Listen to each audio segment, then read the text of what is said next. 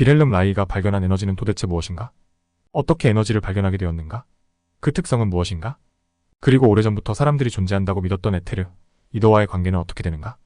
이러한 질문에 대해 나 스스로 이해하고 답해보려고 한다. 오르곤과 바이온.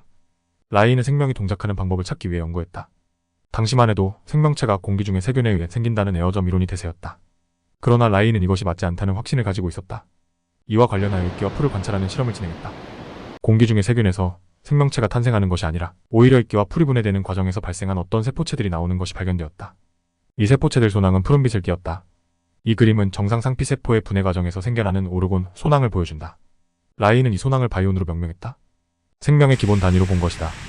그리고 라이는 이 바이온이 패킷을 이루고 이것이 세포를 구성하고 나아가 조직, 기관을 구성한다고 생각했다. 이 그림은 하나의 피해 바이온으로부터 세포가 구성되는 토식도이다.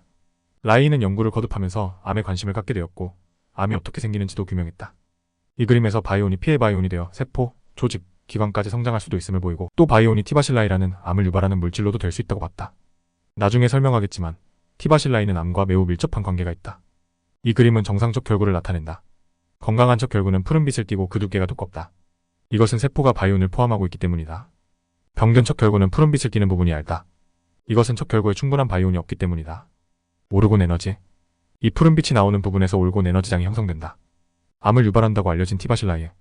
푸른빛이 나오는 피해 바이온을 가져가면 티바실라이는 움직임을 멈추거나 축소되는 것이 관찰되었다.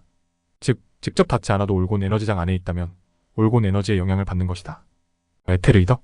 서양에서는 오래전부터 이더라는 눈에 보이지 않는 물질, 생명의 에너지를 가정하고 있었다. 그러나 이더는 미켈슨 몰리의 실험에 의해 존재하지 않는 것으로 간주되었다. 몇몇 사람들은 이 실험의 가정이 잘못되었음을 지적한다. 이더는 동양에서 얘기하는 기와 그 성질이 비슷하다. 인도에서는 이것을 프라나라고 한다. 이더가 존재함을 증명한 과학자도 꽤 있다. 이더에 대해서는 나중에 좀 더 조사해서 포스팅할 예정이다. 오르곤 에너지. 라이는 바이온에서 방사되는 것을 올곤 에너지로 명명했다. 여러 실험을 통해서 이 에너지가 다음과 같은 성질이 있음을 보였다. 암세포를 못 움직이게 하거나 죽이는 것. 물친화력. 무기질에는 흡수되지 않고 곧바로 튕겨진다는 것. 유기질에는 흡수된다는 것. 대기 중 흡속부식물에 존재한다는 것.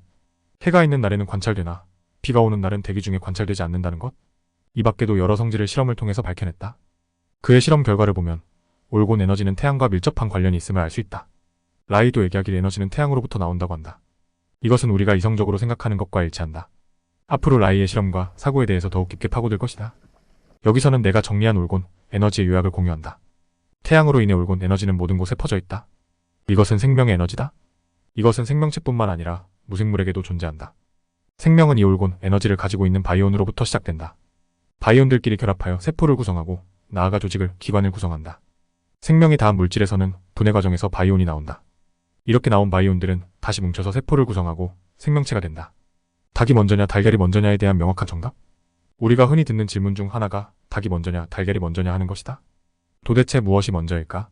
나는 이것을 올곤 에너지 관점에서 명확하게 답할 수 있다. 다음과 같은 순서로 생명체가 생성되었다. 올곤 에너지 바이온 원시세포 조직기관. 닭 달걀. 다시 조금 정리하면 아래 그림과 같다. 움직이지 않는 소낭에 태양으로부터 나온 올곤 에너지가 깃든다. 그러면 소낭들은 움직임을 갖게 된다.